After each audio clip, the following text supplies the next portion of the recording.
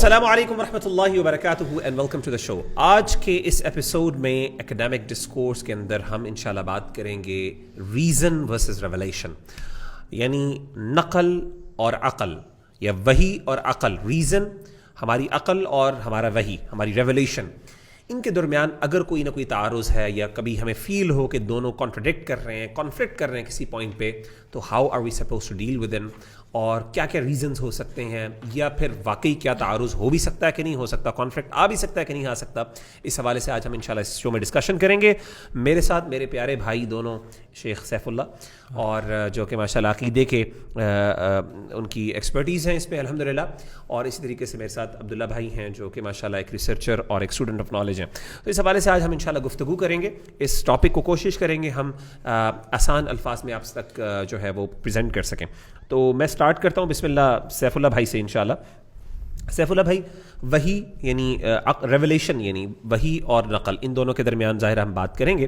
تو سب سے پہلے تو آڈینس کے لیے ہم وحی کو ذرا سمجھنا چاہتے ہیں کہ وحی کی حقیقت کیا ہے اور شریعت میں اس کا مقام کیا ہے، کیونکہ جب ہمارے سامنے مقام واضح ہو جائے گا پھر ہمارے لیے ذرا آسان ہوگا کہ ہم دیکھیں گے کہ جو عقل ہے اس کا مقام اور اس کا سٹیٹس کیا ہے، اور ہم انشاءاللہ اس کو کمپیریزن کر سکیں گے. تو میری ریکویسٹ یہ ہے کہ آپ ذرا اس کی وضاحت کر دیں کہ وحی کی حقیقت کیا ہے اور شریعت کے اندر یا اسلام کے اندر اس کا اصل مقام کیا ہے، یہ مسلمان اس کو کس انداز سے دیکھتا ہے. جزاک اللہ خیر. الحمد لله رب العالمين والصلاة والسلام على الرسول الأمين أما بعد. قال الله تعالى لقد أنزلنا إليكم كتابا فيه ذكركم أفلا تعقلون. وحی در حقیقت اللہ تعالیٰ کی طرف سے بھیجا گیا ایک پیغام ہے، چاہے وہ کسی بھی صورت میں ہو، چاہے وہ کتابی شکل میں ہو یا غیر کتابی شکل میں ہو، چاہے وہ رسولوں کی زبان سے نکلی ہوئی باتیں ہوں، لیکن اللہ نے اس کو وہ پیغام پہنچایا ہو، کسی بھی انداز میں پہنچایا ہو، اس کو وحی کہتے ہیں. اور خاص کر اگر ہم آسان الفاظ میں کہیں تو آج کل ہم الحمدللہ اللہ کے فضل کرم سے ہم امت محمد سے تعلق رکھتے ہیں، تو رسول اللہ صلی اللہ علیہ وسلم پر صرف قرآن ہی نہیں بلکہ حدیث بھی اتاری گئی. جیسے ہم نے پچھلے ایپیسوڈ میں حجیت حدیث کے متعلق جب بات کی تھی تو اس میں اس کو کھول دیا تھا کہ رسول اللہ صلی اللہ علیہ وسلم پر صرف قرآن ہی نہیں بلکہ حدیث بھی نازل کی گئی تھی. الا انی اوتیت القرآن ومثلہ معہ، جیسے کہ حدیث میں آتا ہے وما ينطق عن الهوى ان هو الا وحی یوحی. تو اس بات سے اور ان دلائل سے واضح ہو جاتی ہے کہ وحی سے مراد ہمارے ہاں اسلام میں خاص کر قرآن اور حدیث ہے. ٹھیک ہے. اور قرآن و حدیث اور وحی کا مقام سب سے اونچا مقام ہے، کیونکہ جب اللہ تعالیٰ نے ہمارے لیے ایک شریعت نازل کی تو وہ کس انداز میں نازل کی، وہ کس انداز میں ہم تک پہنچی، وہ ایک رسول کے ہی طریقے سے ہمارے ہاں تک پہنچی. اور ہمارے لیے یعنی سورس آف نالج اور سورس آف اسلام جو ہے ہمارے لیے گائیڈنس، ہاں، جس کو ہم بولتے ہیں ایک اور انداز میں ہم بول سکتے ہیں کہ تھیوری آف نالج، ہاں، مصادر المعرفہ فی الاسلام. ان میں سے بنیادی جو مصادر اور سورسز ہیں وہ ہے قرآن و حدیث، جس کو ہم وحی کہتے ہیں. اور وحی پر ایمان لانا یہ ہماری ایمان کی بنیادی شرائط میں سے ہے، کنڈیشنز میں سے اور رولز میں سے ہے، جس کے اوپر ہماری اسلام کی بنیاد قائم ہے.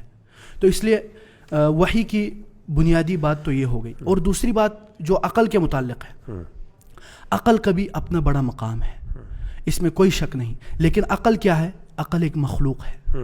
اور وحی کیا ہے؟ ایک خدا کا کلام، ورڈ آف گاڈ، اللہ کی طرف سے نازل شدہ ایک پیغام. تو جو مخلوق ہے وہ خالق کے مقام تک نہیں پہنچ سکتا، جو عقل ہے. اور عقل جو ہے وہ وحی کا خادم ہو سکتا ہے اور وحی کا خادم ہے. اور یہی عقل کے لیے شرف کی بات ہے کہ وہ مخلوق جو عقل کہلاتی ہے وہ خدا کے کلام کی خدمت کر رہی ہے. یہ سب سے بڑی بات ہے. یعنی آپ نے بات کی کہ وحی جو ہے وہ اللہ کی طرف سے کسی بھی پیغام کو کہا جاتا ہے، کسی بھی صورت میں ہو، چاہے وہ قرآن مجید کی صورت میں ہو یا نبی صلی اللہ علیہ وسلم کی سنت یا حدیث کی صورت میں ہو. بالکل اسی طریقے سے آپ نے کہا چونکہ وہ خالق کا کلام ہے، وہ خالق کی طرف سے انسپریشن ہے، یہ ریولیشن ہے، تو اس کا مقام ظاہر ہے وہ خدا کے ساتھ اس کی نسبت ہے. جبکہ مخلوق جو ہے، عقل جو ہے، جو ریزن ہے ہمارا انٹلیکٹ ہے، وہ بیسکلی کیونکہ مخلوق ہے اور اس کا شرف اور اس کا آنر اس بات میں ہے کہ وہ جو ہے وہ اللہ کا اس کلام جو ہے اس کی وہ خدمت کرنے والی ہے. جزاک اللہ خیر. میں اس سے اگلی چونکہ ہم نے وحی کی بات کر لی, اب ذرا عقل کی بات کر لیتے ہیں. میں عبداللہ بھائی کی طرف آتا ہوں. عبداللہ بھائی, جس طریقے سے وحی کی حقیقت کے اوپر بات کی, تو عقل کی حقیقت کیا ہے؟ اور وہی والی بات ہے کہ ہمارے ہاں ایک اسکول آف تھاٹ فلاسفرز نے بہت زیادہ عقل کو ویلیو بھی کیا ہے اور ان کی اہمیت بھی بیان کی ہے. تو سوال یہ ہے کہ کیا واقعی عقل کی وہ اہمیت جو ہمارے اسلامک خاص طور پہ فلاسفرز کی بات میں کرتا ہوں, جیسے کہ ابن سینا ہو گئے, رازی ہو گئے, اور اس طرح کے لوگوں نے جو اہمیت اس کو دی ہے, کیا واقعی شرعی نقطۂ نظر سے عقل اس ویلیو پہ بھی ہے, وہ اسٹیٹس بھی رکھتی ہے کہ نہیں رکھتی, اور اس کی ظاہر پھر حقیقت یہ بھی اس پر بھی وضاحت کر دیجیے. جزاک اللہ مغیرہ بھائی. الحمدللہ والصلاۃ والسلام علی رسول اللہ وعلی آلہ وصحبہ ومن والہ. سب سے پہلے تو عقل کی حقیقت کے بارے میں آپ نے سوال کیا کہ عقل کی حقیقت کیا ہے. تو اگر لغت کے اعتبار سے ہم دیکھیں لنگوسٹیکلی, تو عقل کا جو لفظ ہے اس کا جو روٹ ورڈ ہے وہ عین, قاف اور لام ہے, اور یہ کسی چیز کے روکنے پر دلالت کرتا ہے. کسی چیز کو روکنا, حبس, منع, مختلف طرح کے الفاظ, امساک, مختلف طرح کے الفاظ اس کے لیے استعمال ہوتے ہیں. اور عربی زبان کے اندر کئی طرح سے یہ لفظ اس طرح بھی استعمال ہوتا ہے, جس طرح اقال البعیر کہا جاتا ہے کہ وہ رسی جس سے اونٹ کو باندھا جاتا ہے. اور عقل کو عقل اسی لیے کہا جاتا ہے کہ لأنہ یمنع صاحبہ عن ما لا یلیق, یعنی کہ عقل جو ہے وہ اس شخص کو جس کے اندر موجود ہوتی ہے وہ اس کو ان چیزوں سے روکتی ہے جو کہ اس کے لیے مناسب نہیں ہوتے. یعنی کہ عقل انسان کو بہت ساری ایسی چیزوں سے روکتی ہے, تو اسی لیے عقل کو عقل کہا جاتا ہے. انسان کو سینسیبل, جیسے ہم کہتے ہیں نا, سینسیبل آدمی ہے. بالکل. تو ایسی حرکات یا ایسی اعمال جو کہ انسان کو لائق نہیں ہے, انسان کو یعنی وہ نہیں کرتے, تو ظاہر ہے وہ سے روکتی. یعنی کہ یہی تو وہ چیز ہے جس کی وجہ سے ایک مجنون میں, ایک پاگل شخص میں اور ایک سین اور انسین میں فرق ہوتا ہے. جی جی. تو یہ تو بات ہے لغت کے حوالے سے. جہاں تک بات ہے کہ اصطلاحاً عقل کی کیا تعریف ہے اور کیا حقیقت ہے, تو سچی بات ہے کہ یہ ایک مشکل سوال ہے. حتیٰ کہ بعض علماء نے یہ بات لکھی ہے کہ لقد کثر الاختلاف فی العقل فی حقیقت العقل حتیٰ قیل ان فیہ 1000 قول. یعنی کہ اس کی تعریف کے اندر تقریباً 1000 کے قریب اقوال موجود ہیں کہ یہ کیا ہے. اس کی ڈیفینیشن اتنی زیادہ. دراصل اس کی وجہ یہ ہے کہ ایک چیز جتنی زیادہ بدیہی ہوتی ہے اس کی تعریف کرنا اتنا ہی مشکل ہو جاتا ہے. تعریف توضیح الواضحات من اصعب المشکلات. ہاں بالکل. تو جب ایک چیز بہت زیادہ واضح ہوتی ہے نا, تو اس کی تعریف کرنا پھر اتنا ہی مشکل ہو جاتا ہے. وَكَيْفَ يَصِحُّ فِي الْأَذْهَانِ شَيْءٌ إِذَا احْتَاجَ النَّهَارُ إِلَى دَلِيلٍ. تو اس کی اصطلاحی تعریف یا اس کی حقیقت کیا ہے, تو وہ دو چیزیں ہیں بڑی جن کے ذریعے اس کی وضاحت کی جا سکتی ہے.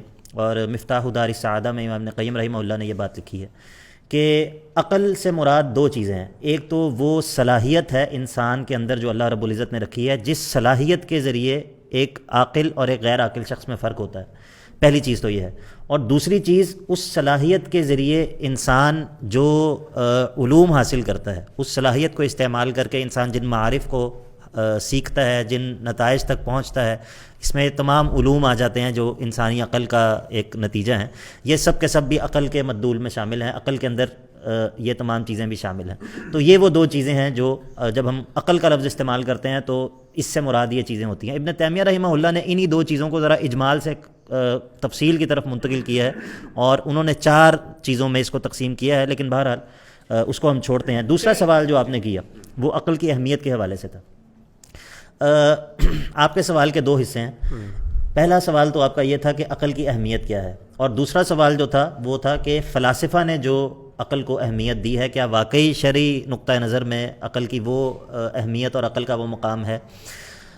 تو پہلے سوال کا جواب تو یہ ہے کہ عقل اللہ تعالیٰ کی ایک بہت بڑی نعمت ہے, اور اللہ تعالیٰ نے اس نعمت کے ذریعے انسانوں کے اوپر بہت بڑا احسان کیا ہے کہ ادراک اور شعور اللہ رب العزت نے انسانوں کو جو یہ عطا کیا ہے. تو اس نعمت کو اللہ رب العزت نے جگہ جگہ اس نعمت کے استعمال کرنے کا بھی حکم دیا ہے. پورا قرآن آپ کی نصوص جو ہے وہ اس چیز سے بھری پڑی ہیں کہ اللہ رب العزت عقل کے استعمال کی ترغیب بھی دلاتے ہیں, اور بلکہ جو لوگ عقل کو استعمال نہیں کرتے جگہ جگہ مختلف انداز سے اللہ رب العزت ان کی مذمت بھی کرتے ہیں. تو عقل کے حوالے سے ہمارا جو نقطہ نظر ہونا چاہیے یا موقف ہونا چاہیے وہ ایسا نہیں ہونا چاہیے جیسے کسی مطلب کوئی مذموم چیز ہے یا کوئی ناپسندیدہ چیز ہے. ایسی عام طور پہ ریلیجس کمیونٹی کی طرف سے نا یہ بہت بڑا مسئلہ ہے, عقلی بات ہے تو ہم سمجھتے ہیں کہ شاید یار یہ ناپسندیدہ چیز ہے. حتیٰ کہ یہ لا افراط ولا تفریط, دو انتہاؤں سے بچنا چاہیے. یہ شیخ الاسلام ابن تیمیہ رحمہ اللہ نے بھی یہ بات لکھی ہے اور ابن قیم رحمہ اللہ نے بھی بات لکھی ہے کہ جو دلیل شرعی ہے اس کی دو قسمیں ہیں, ایک دلیل عقلی اور ایک دلیل سمعی. اور اس کے بعد وہ یہ قرآن پاک کی آیت ذکر کرتے ہیں کہ لو کنا نسمع او نعقل ما کنا فی اصحاب السعیر. تو یہ میری بات کا پہلا جز ہے کہ عقل شریعت کے اندر ایک بڑے اہم اس کا مقام ہے, حتیٰ کہ جو کسی بھی انسان کو رسپانسبل بنانے والی چیز ہے کہ وہ جب وہ مکلف ہوتا ہے شریعت کی طرف سے اس کے اوپر اوامر اور نواہی وہ اس کے اوپر لاگو ہوتے ہیں, اس کے لیے پہلی شرط یہ ہے کہ وہ عاقل ہو.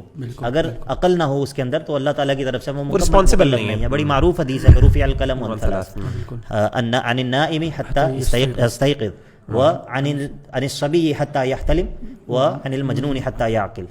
تو یہ بات تو بالکل واضح ہے. اسی طرح وہ مقاصد شریعت جو شریعت جن چیزوں کی حفاظت کرتی ہے ان مقاصد شریعت میں سے ایک بہت بڑی چیز جو ہے وہ عقل ہے. یعنی کہ شریعت کے جتنے بھی احکام ہیں, شریعت کی جو بھی نواہی ہیں, شریعت جن چیزوں سے روکتی ہے اور جن چیزوں کا حکم دیتی ہے, تو اس کے مقاصد میں ایک بڑا مقصد یہ ہوتا ہے کہ شریعت انسانی عقل کی حفاظت کرنا چاہتی ہے.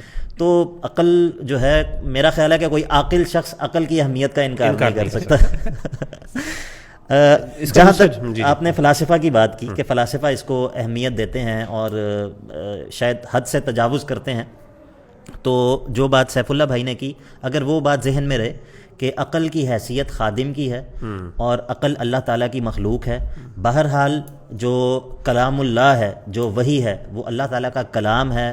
اللہ تعالیٰ کا کلام اللہ تعالیٰ کی صفت ہے اور وہ بہرحال ایک خالق کی صفت ہونے کی وجہ سے مخلوق کبھی بھی اس سے یہ برابری کا دعویٰ بھی نہیں کر سکتی اور یہ درست بھی نہیں. تو بہرحال عقل کی حدود ہیں, عقل ان حدود کے اندر جب تک ہے تو تب تک اس سے بہترین چیز اور کوئی نہیں ہے. جزاک اللہ خیر. بہت اچھا, آپ نے بہت خوبصورت انداز میں آپ نے بیان کر دی, وضاحت کر دی کہ عقل کی اہمیت کو ایک عاقل ڈینائی ہی نہیں کر سکتا, کیونکہ اگر عقل نہیں ہے تو پھر انسان کی ایگزسٹنس جو ہے مطلب وہ کس معنی میں ہے, جانوروں سے کوئی تمیز نہیں, جانور اور اس میں کیا فرق ہو جاتا ہے. اور یہ والی بات بلکہ درست ہے. بعض اہل علم نے خاص طور پہ متکلمین میں اشاعرہ, علماء اشاعرہ نے خاص طور پہ مقاصد شریعت میں جیسے آپ نے بات کی, تو مقاصد شریعت میں انہوں نے تحفظ نسل سے پہلے تحفظ عقل کو اہمیت دی. انہوں نے کہا کہ دین کے بعد اور جان کے بعد سب سے زیادہ جو اہم چیز ہے, کیونکہ یہ جو آپ نے مقاصد بیان کی ان کی ترتیب بھی ظاہر ضروری, ان میں انہوں نے تحفظ عقل کو جو ہے تیسرا نمبر دیا. مغیرہ بھائی ایک دلچسپ بات میرے ذہن میں آ گئی. ابن قدامہ رحمہ اللہ نے اپنی کتاب المغنی کے اندر معروف فقیہ ہیں, یہ بات لکھی ہے کہ لا نعلم فیہ خلافا, کہ اس مسئلے میں ہمیں کسی کا اختلاف معلوم نہیں ہے کہ اگر کوئی شخص دوسرے شخص کو مارتا ہے اور اس کی عقل زائل ہو جاتی ہے, بالکل صحیح, تو یعنی کہ اس نے قتل نہیں کیا لیکن اس شخص کی عقل زائل ہو گئی ہے, تو اس کرنے والے کے اوپر پوری وہی دیت ہے جو کہ ایک انسانی جان کی دیت ہے, یعنی کہ یہ 100 اونٹ ادا کرے گا. یعنی کہ عقل کا زائل ہونا دراصل اس کا خون بہا دینے, قتل کر دینے کی طرح. سبحان اللہ. تو یہ ایک ہماری ٹریڈیشن کے اندر اس کی بہت زیادہ یہ ہے نا من الضروریات الخمس, من الضروریات الخمسہ, یعنی جو جس کی اسلام تحفظ کرنے کے لیے آئے ان کے بنیادی ضروریات میں سے ایک عقل ہے کہ عقل کی حفاظت کی جائے اور عقل کو کیسے استعمال کیا جائے وہ بھی اسلام سکھاتا ہے. جزاک اللہ خیر. تیسرے سوال جو ہمارا ٹاپک سے حوالے سے بہت ریلیونٹ اور امپورٹنٹ ہے وہ یہ ہے, میں سیف اللہ بھائی آپ سے پوچھتا ہوں, عقل کی بھی بات کر لی ہم نے اور وحی کی بھی بات کر لی, اس کی اہمیت اور اس کے اسٹیٹس کو بھی واضح کر دیا الحمدللہ. ان کے درمیان سوال ہے کہ کیا واقعی کوئی تعارض, کوئی کانفلکٹ, کوئی کانٹرڈکشن ہو سکتی ہے کہ نہیں. بس مجھے مطلب کیا یہ ممکن ہے کہ نہیں حقیقت میں, ریالٹی میں, یہ میرا سوال ہے آپ سے.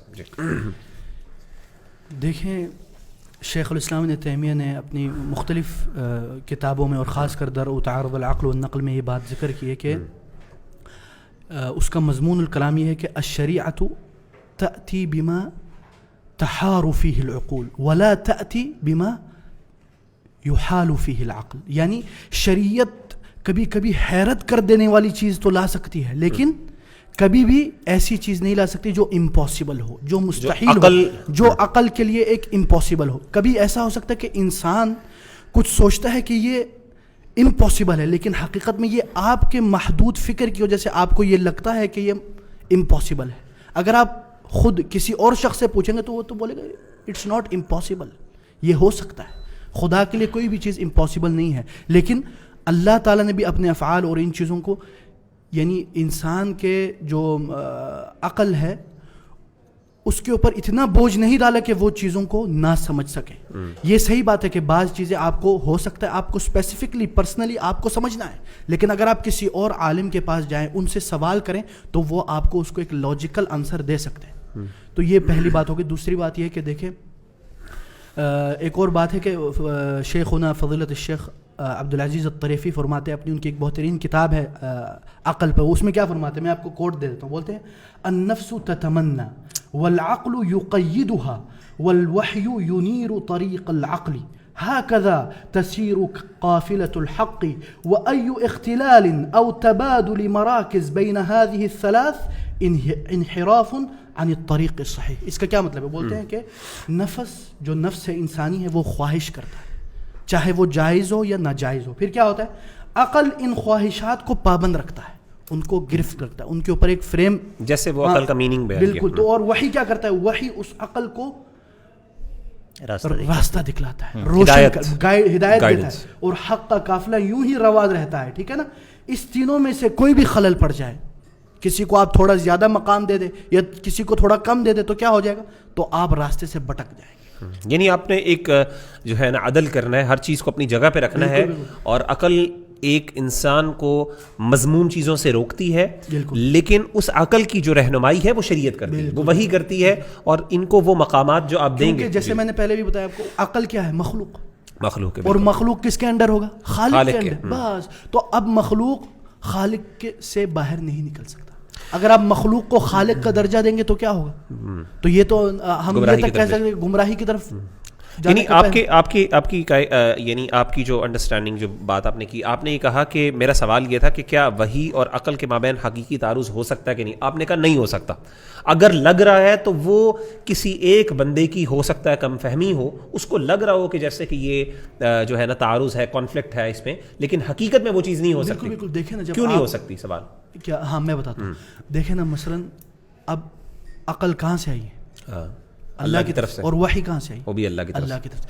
کیا اللہ تعالیٰ کوئی ایسی چیز بھیج سکتا ہے جو اس نے خود مخلوق کی ہو, تخلیق کی ہو عقل کو؟ ان دونوں میں کوئی اختلاف نہیں ہو سکتا. یہ ہوئی نہیں جب سورس ایک ہے. ہاں. دوسری بات یہ ہے کہ جیسے کہ شیخ الاسلام نے فرمایا کہ العقل الصریح لا یخالف النقل الصحیح. یعنی آپ جب سوچے بھی تو صحیح طریقے صحیح سوچے, ایز لانگ ایز آپ کی تھنکنگ اسٹریٹ ہے تو پھر وہ وہی کے خلاف نہیں ہو سکتی. اور دوسری بات کیا ہے, جو آپ نقل لا رہے ہیں, جو قرآن یا جو حدیث لا رہے ہیں, وہ اوتھینٹک ہونی چاہیے. ہم لوگ کیا کرتے ہیں, کبھی کبھی ضعیف احادیث لے آتے ہیں یا من گڑھ احادیث, موضوع احادیث, اور اس پہ پوری بلڈنگ کھڑی کر دیتے ہیں. پھر بعد میں جب ہم تفتیش کرتے ہیں, تحقیق کرتے ہیں, تو پتہ چلتا ہے یار آپ کی بلڈنگ کی بنیاد ہی کمزور ہے, تو بلڈنگ کی کیا بات ہے. یعنی میں نے بھی دیکھا ہے کہ ہمارے ہاں کچھ لوگ جو اسلام پر اعتراض کرنے والے ہیں, ان کے پاس صحیح احادیث سے وہ اتنا کچھ نکال نہیں سکتے. وہ عام طور پہ ان کا انحصار جو ہے فیبریکیشنز کے اوپر یا موضوعات یا من گھڑت چیزوں کے اوپر ہوتا ہے, ان کی بنیاد پہ وہ تنقید کرتے ہیں اسلام کے اوپر. جزاک اللہ خیر. میں آتا ہوں عبداللہ بھائی کی طرف. عبداللہ بھائی, بات ہوگی ماشاءاللہ کہ حقیقت میں تعارض نہیں ہو سکتا, خاص طور پہ کیونکہ سورس ایک ہے نا, اور اگر ہے بھی تو وہ ایک ہمیں ظاہری نظر آ رہا ہے. میرا سوال یہ ہے کہ بعض اوقات حقیقت میں دیکھیں, اصولی بات تو ٹھیک ہے, لیکن ہمیں نظر آتا ہے, رائٹ, ہمیں نظر آتا ہے, عملی طور پہ ہمارا سامنا کرنا پڑتا ہے, اور ہم خود دیکھتے ہیں صحیح نیت کے باوجود اور اپنی پوری کوشش اور جہد کے باوجود ہمیں نظر آتا ہے. تو وہ کیوں نظر آتا ہے؟ وہ کیا ریزنز ہیں اس بات؟ کیا ہماری کمی ہے, یا پھر کیا اللہ نے بنایا ہی ایسا ہے؟ مطلب کیا اس کے بارے میں حقیقت کیا ہے؟ جزاک اللہ.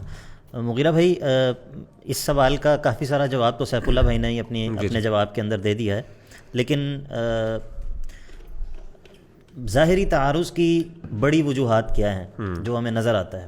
اس میں بنیادی طور پہ 4 چیزیں ہو سکتی ہیں جس کی وجہ سے یہ بادی النظر میں ایسا لگتا ہے کہ وہی کچھ کہہ رہی ہے اور عقل جو ہے وہ کچھ اور کہہ رہی ہے. اور جب ہم وہی, سوری میں بات کاٹ رہا ہوں آپ کی, وہی سے مراد ہم وہ کہہ رہے ہیں اوتھینٹک ریویلیشن پروون, اور جب ہم عقل کی بات کر رہے ہیں تو ہم وہ کہہ رہے ہیں کہ عقل صریح سلیم, یعنی ایسی عقل جس میں کوئی کجی وغیرہ نہیں ہے, کمی نہیں ہے. یہ جب ہم بادی النظر میں دیکھتے ہیں تو ایسے لگتا ہے کہ وہی تو کچھ اور کہہ رہی ہے اور عقل کچھ اور کہہ رہی ہے. تو اس کی 4 جو وجوہات ہیں نا, ان میں سے پہلی وجہ یہی ہے جس کی طرف آپ نے اشارہ کیا ہے کہ ممکن ہے کہ یہ وہی اوتھینٹک نہ ہو, ٹھیک ہے. اور یعنی کہ جس بات کو آپ اللہ کی طرف یا اللہ کے رسول علیہ الصلوۃ والسلام کی طرف منسوب کر رہے ہیں یہ در حقیقت ان سے ثابت ہی نہ ہو. بے شک. تو اگر ایسی صورت ہو تو یہ تعارض تو پھر تعارض ہے ہی نہیں. دوسری صورت یہ ہو سکتی ہے کہ وحی کی نسبت اللہ اور اس کے رسول کی طرف یہ تو درست ہے, لیکن ہم جس چیز کو سمجھ رہے ہیں کہ یہ عقل سے تعارض ہے, یہ دراصل تعارض نہ ہو. اس کی مثال جس طرح سیف اللہ بھائی نے شیخ الاسلام کی عبارت پیش کی کہ الشریعۃ لا یأتی بمحالات العقول, شریعت کبھی بھی ایسی چیزوں کا حکم نہیں دیتی یا شریعت کبھی بھی ایسی خبر نہیں دیتی جو کہ عقل جس کو محال سمجھتی ہو, عقل کی نظر میں وہ چیز ناممکن ہو. بل یأتی بمحارات العقول, بلکہ شریعت کبھی کبھی ایسی چیزوں کے بارے میں خبر دے دیتی ہے جو کہ عقل کو حیران کر دینے والی ہوتی ہیں. اس کی بڑی آسان مثال یہ ہے کہ آج ہم جن گیجٹس کو استعمال کرتے ہیں, آپ ان گیجٹس کو 500 سال پیچھے کے کسی آدمی کے پاس لے جائیں اور اس کو آپ بتائیں کہ یہ ایک موبائل ہے, اس کو موبائل کہتے ہیں, اور اس کے ذریعے میں ابھی بات کروں گا اور میں امریکہ میں بیٹھے ہوئے ایک شخص سے بات کروں گا. اب اس کے لیے یہ چیز بالکل حیران کر دینے والی ہوگی اور کوئی بعید نہیں کہ وہ اس کا انکار محال, اس کے نزدیک محال بھی ہے, وہ کہے گا یہ بالکل یہ جھوٹ بول رہا ہے یا یہ چیز تو بالکل ناممکن ہے. لیکن در حقیقت یہ چیز ناممکن نہیں ہے. اور مطلب جیسے جیسے انسانی عقل نے ترقی کی اور انسانی علم وسیع ہوا تو انسان اب جانتا ہے کہ یہ لائٹس آن ہیں اور گیجٹس ہم استعمال کر رہے ہیں اور ہم گاڑیوں پہ ہوائی جہازوں پہ سفر کر رہے ہیں. تو یہ سب چیزیں 500 سال پہلے کے کسی بندے کے لیے اگرچہ بادی و نظر میں اس کو یہ لگتا ہے کہ یہ تو بالکل ناممکن ہے, لیکن در حقیقت یہ چیزیں ناممکن نہیں ہیں. تو یہ ہو سکتا ہے کہ ہم ایک چیز کو سمجھ رہے ہوں کہ یہ عقلی طور پہ ناممکن ہے لیکن وہ عقلی طور پہ ناممکن نہ ہو. دوسری وجہ یہ ہو سکتی ہے. جہاں تک تیسری وجہ کا تعلق ہے تو بعض دفعہ یہ ہوتا ہے کہ انسان وحی سے جو بات سمجھ رہا ہوتا ہے وہ بات غلط ہوتی ہے. وہی غلط نہیں ہوتی, لیکن وحی کی دلالت, میں جو وحی سے سمجھ رہا ہوں میں اپنی اس سمجھ میں مخطی ہوں, اس سمجھ میں مجھے غلطی لگ رہی ہے. مثال کے طور پہ ایک بندہ سورہ کہف پڑھتے ہوئے آیت پڑھتا ہے کہ سورج وتغرب فی عین حمیۃ, سورج کو ذوالقرنین نے دیکھا کہ وہ ایک پانی کے تالاب کے اندر غروب ہو رہا تھا. اب اگر اس سے وہ یہ فیصلہ کر لے کہ بھائی میں نے تو قرآن میں پڑھا ہے کہ سورج مغرب کے وقت جب غروب ہوتا ہے تو پانی کے ایک تالاب کے اندر غروب ہوتا ہے, اب یہ قرآن کی نص ہے اور جو اس کا انکار کرے وہ قرآن کی نص کا انکار کر رہا ہے, تو اس کو آپ کیا کہیں گے؟ اس کو یہی کہا جائے گا کہ بھائی آپ اس قرآن کی نص سے جو مفہوم سمجھے ہیں دراصل اس فہم کے اندر آپ کو غلطی لگی ہے. قرآن کی نص بالکل حقیقت ہے لیکن اس کا جو فہم آپ نے لیا ہے اس فہم کے اندر آپ کو غلطی لگی ہے. تو بعض دفعہ ایسا بھی ہوتا ہے کہ قرآن سے کوئی بندہ فلیٹ ارتھ کے اوپر استدلال کر رہا ہے یا مختلف طرح کے استدلال ہوتے ہیں تو وہ وحی میں غلطی نہیں ہوتی, وحی کی دلالت کے اندر اس کو غلطی لگ رہی ہوتی ہے, وحی کا درست فہم تک پہنچنے میں اس بندے کو غلطی لگ رہی ہوتی ہے. اسی نقطے کو میں ایڈیشن کروں یہاں پہ, امام ابن تیمیہ رحمہ اللہ نے اپنے مقدمہ میں بیان کیا کہ بعض لوگ دلیل میں غلطی کھاتے ہیں, بعض مدلول میں غلطی کھاتے ہیں. تو یہ ایسا ہی ہے کہ مدلول یعنی وہ جو مفہوم آپ ڈرائیو کر رہے ہیں, جو امپلائڈ میننگ ہے اس کے اندر غلطی ہے. تو بعض لوگ دلیل کو وہ غلط دلیل لے کے آ رہے ہیں یا پھر ان کو وہ دلیل نہیں ملی صحیح طرح, وہاں پہ غلطی کھا رہے ہیں. تو یہ دونوں ریزنز خاص طور پہ وجہ بنتی ہیں تعارض کی. تو یہ 3 چیزیں ہو گئیں. اور چوتھی چیز یہ ہو سکتی ہے کہ بعض دفعہ وحی بھی ثابت ہوتی ہے, درست ہوتی ہے, اور وحی سے جو مفہوم انسان سمجھ رہا ہوتا ہے وہ مفہوم بھی درست ہوتا ہے, لیکن انسان جس عقلی دلیل کے ساتھ اس کا معارضہ کر رہا ہوتا ہے اور انسان سمجھ رہا ہوتا ہے کہ جس لاجیکل آرگومنٹ سے انسان سمجھ رہا ہوتا ہے کہ کانٹرڈکشن آ رہا ہے وہ ساؤنڈ ریزن نہیں ہوتی, یعنی کہ وہ عقل صحیح نہیں ہوتی. عقل صحیح سے مراد وہ چیزیں ہیں کہ جو اسٹیبلشڈ چیزیں ہوں, کہ جو سب عقلاء کے نزدیک, سب لوگوں کے نزدیک متفق علیہ ہو کہ یہ چیز واقعی عقلاً یہ چیز اسی طرح ہے. بہت ساری چیزیں ہیں, مثلاً کل جو ہے وہ ہمیشہ جز سے بڑا ہوتا ہے, اس کے اوپر کوئی انسان بھی اس سے اختلاف نہیں کر سکتا, اور ایک 2 ہوتے ہیں. اس طرح بہت ساری چیزیں ہیں جو کہ تمام عقلاء کے نزدیک, سب انسانوں کے نزدیک بالکل اسٹیبلشڈ ہیں, ان کے اندر کوئی اختلاف نہیں. تو ساؤنڈ ریزننگ ہو اور اس کے مقابلے میں ایسی وحی ہو جو کہ اوتھینٹک ہو, اور اس وحی سے جو مفہوم آپ لے رہے ہیں وہ مفہوم بھی درست ہو, تو یہ ممکن نہیں ہے کہ ان دونوں کے درمیان کوئی تعارض ہو یا ان دونوں کے درمیان کوئی ٹکراؤ ہو. یعنی بہت خوبصورت انداز میں آپ نے 4 ریزنز بیان کیے. پہلا reason, correct me if I am wrong, آپ نے بیان کیا کہ بعض اوقات وہی جس پر آپ انحصار کر رہے ہوتے ہیں وہ وہی ثابت ہی نہیں ہوتی, ٹھیک ہے نا, وہ اس میں غلطی ہوتی ہے, عدم صحت النقل. دوسری چیز آپ نے بیان کی کہ بعض اوقات یہ ہے کہ میننگ وہی تو ٹھیک ہوتی ہے لیکن اسے فہم میں غلطی کھا رہے ہوتے ہیں. ہاں جی, تیسری آپ نے یہ بیان کی کہ جس چیز کو آپ سمجھ رہے ہوتے ہیں, یعنی جس چیز کو آپ سمجھ رہے ہوتے ہیں درست, وہ اسٹیبلشڈ رول نہیں ہوتا ایسے ہی. اور چوتھی چیز محالات العقول و محارات العقول. جی, بعض چیزیں شریعت کے اندر وہ حیرت کے لیے ہوتی ہیں, وہ ابھی ہمیں لگ رہی ہوتی ہیں لیکن حقیقت میں وہ یعنی کہ عقلی طور پہ وہ امپاسبل چیز نہیں ہوتی, لیکن عقل کے لیے ایک حیران کن ہوتی ہے. ایک بڑا زبردست جملہ مجھے یاد آ گیا, ایک کتاب ہے انکار حدیث سے انکار قرآن تک, سید عبدالسلام رستمی رحمہ اللہ کی, اور دارالسلام نے اس کو چھاپا ہے. اس کے شروع میں انہوں نے ایک بڑا دلچسپ جملہ لکھا ہے. وہ کہتے ہیں کہ عقل سے کسی چیز کا ماورا ہونا اور خلاف عقل ہونا, ان دونوں چیزوں میں فرق ہے. یعنی کہ ممکن ہے ایک چیز میری عقل سے بلند ہے, میں سمجھ نہیں پا رہا, لیکن یہ ضروری نہیں کہ وہ میری عقل کے خلاف ہے, عقل کے خلاف. بہت خوبصورت بات کی. اس میں سیف اللہ بھائی آپ کی طرف آتا ہوں کہ جزاک اللہ, آپ نے اسباب بیان کر دیے. اب یہ اس مسئلے کا حل کیا ہے, مطلب اگر نظر آتا ہے تو کیا رہنمائی ہمیں شریعت سے ملتی ہے کہ ہم اس تعارض کو, اس کانفلکٹ کو کس طریقے سے حل کریں؟ جی, اس مسئلے کا یہ ہے التسلیم للہ, یعنی اللہ کے مسلمان کا کیا مطلب ہے, یعنی اللہ تعالیٰ نے جو کہا یا رسول اللہ صلی اللہ علیہ وسلم نے جو کہا اس کے سامنے سر تسلیم خم کر دے, جیسے کہ صحابہ نے کیا. یعنی ابھی آپ ذرا یہ منظر دیکھیں نا کہ رسول اللہ صلی اللہ علیہ وسلم قریش کے پاس آئے اور بولا میرا اسراء و معراج ہوا. قریش نے تو نعوذ باللہ مذاق اڑایا. وہ کس کے پاس گئے؟ حضرت ابو بکر رضی اللہ عنہ کے پاس. حضرت ابو بکر رضی اللہ عنہ کے پاس اس انداز میں انہوں نے پیش کیا کہ حضرت ابو بکر انکاری ہو جائیں گے, نعوذ باللہ. تو حضرت ابو بکر رضی اللہ عنہ نے کیا کہا؟ اقالہ, کیا رسول اللہ صلی اللہ علیہ وسلم نے کہا ہے؟ انہوں نے بولا جی بالکل کہا ہے. تو کیا کہا رسول اللہ, کیا کہا حضرت ابو بکر نے؟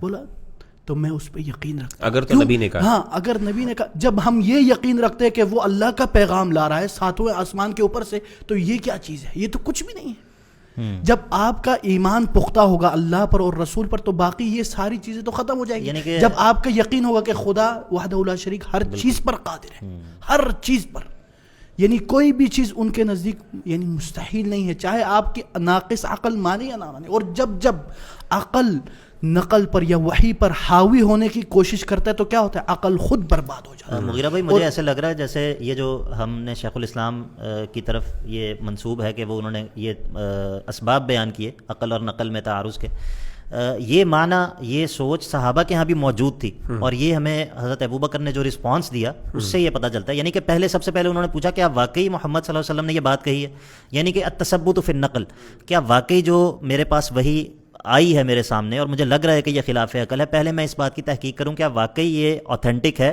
واقعی اللہ کے نبی سے ثابت ہے. جب یہ ثابت ہو جائے تو اس کے بعد پھر انسان کہے کہ میں یعنی جیسے یعنی اگر نقل ثابت ہو گئی ہے, اب میرے پاس دو رائے ہیں, یا تو میں اس کو کسی کیٹیگری میں ڈالوں کہ یہ میری عقل سے ماورا ہے, یا پھر میں یہ کہوں کہ میری عقل شاید جو ہے وہ میں جس کو لاجیکل سمجھ رہا ہوں شاید وہ لاجیکل نہیں ہے. مطلب دو راستے بنتے اگر وہ عقل سے ثابت ہے. اور تیسری چیز ہے کہ کیا میں اس کا مفہوم بھی صحیح سمجھ رہا ہوں کہ نہیں, اور وہ مفہوم مجھے کیسے پتا چلے گا؟ وہ ہمیں صحابہ سے ملے گا, ہمارے اور یہ بھی دیکھنا اکثر جو عقل و نقل میں تعارض پیدا کرنے کی کوشش کرتے ہیں وہ خود بدعقلیوں میں مبتلا ہو جاتے ہیں, وہ خود بے عقلی حرکتیں کرتے ہیں.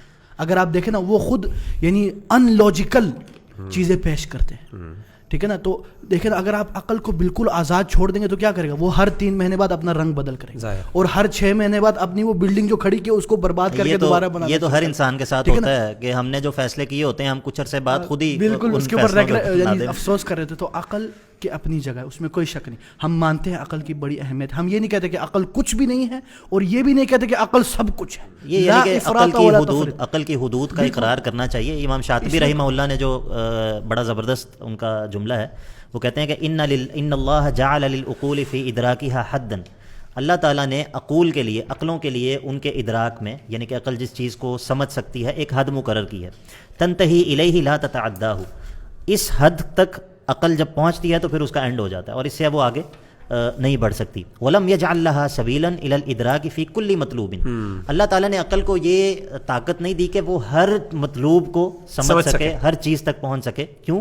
وَلَوْ كَانَتْ كَذَلِكَ, اگر ایسا ہوتا تو لَاسْتَوَتْ مَعَ الْبَارِ تَعَالَى فِي إِدْرَاكِ جَمِيعِ مَا كَانَ وَمَا يَكُونُ وَمَا لَا يَكُونُ, یعنی کہ اگر عقل کی کوئی حدود نہیں ہے تو پھر اللہ تعالیٰ کے علم میں اور عقل کے ذریعے انسان جو علم حاصل کرے گا اس میں کیا فرق باقی رہ گیا؟ تو یہ بات بالکل درست ہے کہ عقل کچھ جگہوں پہ جا کے لیمیٹیشنز آ جاتی ہیں. مطلب عقل کے ہم نے بھی مطلب لا افراط ولا تفریط دو انتہا. اور اسی طرح دیکھیں نا عقل کو بھی الو بنایا جا سکتا ہے صاف الفاظ میں. آپ کو پتا ہے آج کل برین واشنگ کیسی کی جاتی ہے اور کیسے بلکہ اس پہ ڈاکومنٹری بھی بنی ہوئی برین گیمز کیسے آپ کے. اور آج کل مارکیٹنگ کا بڑا کانسیپٹ ہے کہ اس برین کو کیسے ہماری جو پروڈکٹ ہے اس کی طرف لایا جائے. دوسری بات یہ کہ عقل بہت زیادہ آپ کے نفسیات سے متعلق ہوتی ہے, انفلوئنس ہوتی ہے. آپ کے نفسیات اگر ٹھیک نہیں ہے اور آپ کو سائیکولوجیکل پرابلمز ہیں, آپ بڑے اپنے آپ کو ریزنیبل سمجھ رہے ہوتے ہو, لیکن وہ اہل العقول کے ہاں جو ہے, وہ اولی الالباب کے ہاں جو ہے, وہ چیز قابل اعتبار نہیں. اور اگر ہم عقل کو مانے بھی تو کس کی عقل کو؟ رچرڈ ڈاکنز کی عقل کو مانے. امام مالک نے یہ بات کہی تھی کہ اگر تم عقل کی بات کرتے ہو تو پھر کس کی عقل؟ غیر منضبط چیز. بالکل, یعنی کہ اس کو ہم کسی چیز کو پرکھنے کے لیے مطلب خاص طور پہ وحی کو پرکھنے کے لیے معیار نہیں بنا سکتے, کیونکہ جو چیز غیر منضبط ہے, مختلف ہے, سب سے بڑی بات ہے مختلف ہے نا, مطلب اس کی لمیٹیشن. پہلی بات ہے لمیٹیشنز ہیں, ایک حد سے زیادہ ادراک نہیں کر سکتی. دوسری بات ہے اختلاف بہت زیادہ ہے, یعنی کوئی ایک اسٹینڈرڈ کرائیٹیرین مقرر نہیں کیا جا سکتا. خود مختلف ہے. اصحاب العقول کہ ہم عقل والے وہ خود مختلف ہیں, یعنی وہ اسٹیبلشڈ پرنسپلز بھی اگر آپ بات کریں, عقول جو اپنے عقل سلیم کی بات کریں, وہ بہت تھوڑے لوگ ہیں, بہت تھوڑے وہ چیزیں, چند چیزیں ہیں, اور جس کو قرآن نے بھی اس بات کی ہے جن چیزوں کا, اور وہ چیزیں مانی گئی ہیں. اس کے علاوہ آپ ہر چیز پہ عقل اہل عقول یا اولی الالباب جو ہیں وہ اکٹھے نہیں ہو سکتے. بالکل. تو کسی نہ کسی جگہ جا پہ چونکہ اختلاف ہوتا تھا اس لیے کرائیٹیریا نہیں بنایا جاتا. تو ہدایت کا سرچشمہ اللہ نے وہی کو بنایا, عقل کو نہیں بنایا. اگر عقل کو بنا دیا جاتا پھر دنیا کے اندر جتنے 73 فرقے تو نبی صلی اللہ علیہ وسلم نے کہہ دیے تھے, اس کے بعد ان کے سب عقل کو آپ بنا دیتے تو پھر وحی کی ضرورت ہی نہ, وحی کی ضرورت, نہ رسولوں کی ضرورت, نہ پیغمبر کی, نہ کتابوں کی. اور سب سے بڑی بات ہے نبی کو وحی کی ضرورت نہ ہوتی. نبی سے بڑا عقل مند کون ہو سکتا ہے؟ جب نبی کو تابع بنایا وحی کے, تو اس کے جب نبی محتاج ہے, جیسے اللہ تعالیٰ نے اس معنی کو اس طرح بیان کیا ہے کہ وَإِذَا جَاءَتْهُم مِّنْ آيَةٍ قَالُوا لَن نُّؤْمِنَ حَتَّى أُوتِيَ مِثْلَ مَا أُوتِيَ رُسُلُ اللَّهِ. یعنی کہ جب بھی ان کے پاس کوئی آیت آتی ہے, اللہ تعالیٰ کی طرف سے کوئی نشانی آتی ہے, تو یہ کہتے ہیں کہ لن نؤمن, ہم تو ایمان نہیں لائیں گے, حتی نؤتی مثل ما اوتی رسول اللہ, یعنی کہ جب تک ہمارے اوپر بھی وحی نہیں ہوگی تب تک ہم, اللہ اعلم حیث یجعل رسالتہ, اللہ تعالیٰ جانتا ہے کہ, یعنی کہ اگر ہر انسان کی عقل کو مستقل اتنی اختیار ہوتا کہ وہ خیر اور شر کا تعین بھی کر سکتی, اس کی تعین بھی کر سکتی اور اس کو پہچان سکتی, تو وحی کی ضرورت ہی کل عدم ہو جاتی, رسول کی ضرورت ہی کل عدم. نبی کو اللہ نے, نبی کی ذات کو, نبی صلی اللہ علیہ وسلم نے کہا نا وَوَجَدَكَ ضَالًّا فَهَدَى, رہنمائی اللہ نے وحی کے ذریعے کی نا. تو یعنی نبی صلی اللہ علیہ وسلم بھی اگر اللہ کی طرف سے وحی نہیں ہوتی, ہدایت اور رحمت نہ ہوتی, آپ صلی اللہ علیہ وسلم ٹھیک ہے, آپ صلی اللہ علیہ وسلم برائی کی طرف نہ جاتے, وہ آپ صلی اللہ علیہ وسلم نے اپنے آپ کو پہلے بھی محفوظ رکھا, شرک آپ نے نہیں کیا الحمدللہ, کبھی آپ نے اس طرح کے گناہوں کے اندر کبھی آپ نہیں مبتلا ہو, ہم نہیں ایکسپیکٹ کر سکتے. لیکن کیا نبی اس گائیڈنس کو بھی پہنچ جاتے جو اللہ کی مطلوب ہے, وہ بھی نہیں پہنچ سکتے. جیسے کہ قرآن مجید نے کہا کہ اللہ کی رحمت تھی کہ اللہ نے انبیاء کو جو ہے وہ گائیڈ کیا اس حوالے سے. ما کنت تدری ما الکتاب ولا الایمان. جزاک اللہ خیر. اور عقل کو استعمال کرنا بھی چاہیے, کرنا بھی چاہیے. ٹھیک ہے نا, جیسے ہم لوگوں نے بتایا کہ عقل مندوں کی اللہ نے بڑی تعریف, بہت تعریف کی, اور ہر جگہ عقل استعمال کرنے کی بات کی ہے. اس کا یہ مطلب نہیں کہ آپ اس کو بہت زیادہ وہ کر لیں. اور فاسألوا اہل الذکر ان کنتم لا, اگر آپ کو کوئی چیز ماورا لگتی ہے یا آپ کے عقل میں سمجھ نہیں آ رہی, آپ علماء سے پوچھیں. الحمدللہ آج کل علماء ماشاءاللہ بیٹھے ہوئے آپ کے لیے, آپ جائیں تو صحیح, ہر سوال کا جواب ہے الحمدللہ, لیکن آپ صحیح سوال صحیح بندے سے پوچھیں. ہر ایرے غرے سے پوچھیں گے تو وہ تو پھر آپ کو کنفیوز کر دیں. بالکل. میرا خیال ہے بات کو کنکلوڈ کرتے ہیں. آخری آپ کے انشاءاللہ اس سوال سے کچھ 2-3 کوئی آپ نے کنکلوڈنگ ریمارکس دینا چاہتے ہیں تو بسم اللہ. کنکلوڈنگ ریمارکس تو تفصیلی بھی ہو سکتے ہیں. دراصل میں یہ بات کرنا چاہ رہا تھا کہ اس مسئلے کی ابتدا ہماری اسلامی ٹریڈیشن میں کیوں ہوئی ہے اور کیسے ہوئی ہے. دراصل اختصار کے ساتھ ہمارے یہاں پر ہماری اسلامی ٹریڈیشن میں جو یہ مسئلہ شروع ہوا ہے, کھڑا ہوا ہے, اس کا اس کی بنیاد جو ہے وہ اللہ تعالیٰ کی صفات کا مسئلہ ہے. اصل میں جب فلسفہ, یونانی فلسفہ ہمارے عربی زبان میں ٹرانسلیٹ ہوا ہے عباسی دور میں, اور یہ بحثیں جو ہیں وہ ہماری علمی حلقوں کے اندر شروع ہوئی ہیں, تو تب بعض لوگوں کو یہ چیز محسوس ہوئی کہ اللہ تعالیٰ کی صفات کو اگر ہم اسی طرح تسلیم کر لیں جس طرح کتاب و سنت کی نصوص کے اندر ہیں, تو وہ الہ کا تصور جو ہمیں ہماری عقل سے سمجھ آتا ہے, اس کے ساتھ تو یہ بڑا کنٹراڈکشن آ جائے گا. تو وہاں سے پھر یہ مسئلہ شروع ہوا کہ ہم ان نصوص کو جو کہ اللہ تعالیٰ کی صفات کے بارے میں ہیں ان کو ہم کس طرح اس عقل کے مطابق کریں، ان لائن کریں کہ جو ہماری عقل، ہمارا جو تصور الہ ہے وہ بھی سلامت رہے اور ہم ان نصوص کو بھی تسلیم کر لیں اور ان کا انکار بھی ہمیں نہ کرنا پڑے. تو بیسیکلی یہ مسئلہ یہاں سے شروع ہوا ہے، اور پھر اس مسئلے کو سیدھا کرنے کے لیے اور اس مسئلے کو سلجھانے کے لیے لوگوں نے پھر بہت سارے راستے اختیار کیے ہیں. ہر گروہ کے پھر اپنا اپنا منہج ہے اور ہر گروہ کا اپنا اپنا مسئلہ ہے. تو بنیادی طور پہ ہماری اسلامی ٹریڈیشن کے اندر یہ مسئلہ یہاں سے شروع ہوا. جزاک اللہ خیر. جی سیف اللہ بھائی، اس میں کچھ آپ آخری کلمات؟ آخری بات یہ ہے کہ اکثر جو شکوک و شبہات میں مبتلا ہوتے ہیں نا، اور جو زیادہ عقل کو اپنے مقام سے زیادہ استعمال کرتے ہیں، ان کا کیا انجام ہوتا ہے. جیسے کہ شیخ الاسلام ابن تیمیہ نے فرمایا اپنی کتاب میں، کان یقول اکثر الناس شکا عند الموت اصحاب الکلام. جب موت قریب آ جاتی ہے تو اصحاب الکلام سب سے زیادہ جو ہے نا اللہ کے ایمان کے بارے میں شک میں مبتلا ہوتا ہے. اور اسی طرح آپ کو پتا ہوگا جو امام فخر الدین الرازی جو معروف ہیں، ان کے بارے میں یہ بھی کہا جاتا ہے کہ آخر میں جب وہ فوت ہوئے تو اس نے بولا، کیا بولا، انا اموت علی دین العجائز، بوڑھی عورتوں کے جو دین ہے. اور اسی طرح ان کا معروف شعر ہے، نہایت اقدام العقول اقال واکثر سعی العالمین ضلال، اور بہت لمبا شعر ہے. اور اس کے بارے میں فرماتے ہیں کہ لقد تأملت الطرق الکلامیہ والمناہج الفلسفیہ فما رأیتها تشفی علیلا ولا تروی غلیلا. ٹھیک ہے، یعنی میں نے زندگی بھر اصحاب الکلام، علم الکلام، فلسفہ، لاجک، سارے راستے دیکھے، ہر اس میں غرق ہو گئے تھے، لیکن اس کا کوئی فائدہ نہیں. آ جا کے پھر ایمان اسی پر ہوا جو وہ بوڑھی عورتوں کا جو اللہ کے قرآن پر ایمان ہے. تو ایمان تو وہی، یعنی ان ادر ورڈز اگر ہم اس بات کو انشاءاللہ آخری ریمارک سے میں کنکلوڈ کروں تو وہ یہ والی بات ہے کہ بہرحال وہی جو ہے وہ گائیڈنس ہے. ریولیشن سے آپ اپنے آپ کو ماورا نہیں کر سکتے، ریولیشن کی آپ اس کی احتیاج ختم نہیں کر سکتے، اس پر ڈپینڈنسی آپ ختم نہیں کر سکتے. اور آ جا کے جتنے بڑے بڑے عقلاء اور فلاسفہ نے اپنی ساری کوششیں کر لیں، امام فخر الدین رازی ہو گئے، امام غزالی جیسے بڑے بڑے لوگ جو ہیں جو عقلاء کے اندر اپنا نام رکھنے والے تھے، انہوں نے بھی آگے کہا کہ ہم نے آ جا کے گائیڈنس جب ملی تو ہمیں نبی صلی اللہ علیہ وسلم کی سنت اور قرآن مجید اللہ تعالیٰ کے کلام میں ملی. تو اس کے ساتھ ہم انشاءاللہ اپنے اس ایپیسوڈ کو کنکلوڈ کرتے ہیں. جزاک اللہ خیرہ. ملتے ہیں اگلے ایپیسوڈ میں. السلام علیکم ورحمۃ اللہ وبرکاتہ.